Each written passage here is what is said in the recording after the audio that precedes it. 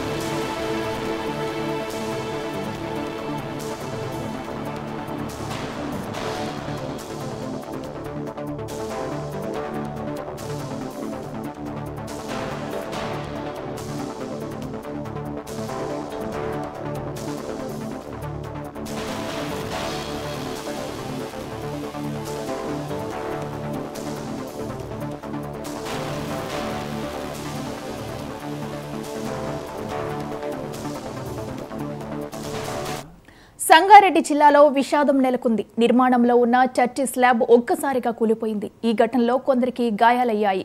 సుమారు 11 మందికి గాయాలైనట్లు తెలుస్తుంది. తీవ్రంగా గాయపడిన వారిని సంగారెడ్డి ప్రభుత్వ ఆసుపత్రికి తరలించారు. శిథిలాల్లో చిక్కుకున్న వారి కోసం రెస్క్యూ ఆపరేషన్ కొనసాగిస్తున్నారు. ఇక శిథిలాల్లో మరో 4 చిక్కుకున్నట్లు అధికారులు తెలిపారు. వారిని రక్షించేందుకు సహాయక చర్యలు ముమ్మరం చేశారు. ఇక ఇదే అంశానికి సంబంధించి మరింత సమాచారం మా ప్రతినిధి బసవరాజ్ అందిస్తారు. బసవరాజ్, చెప్పండి.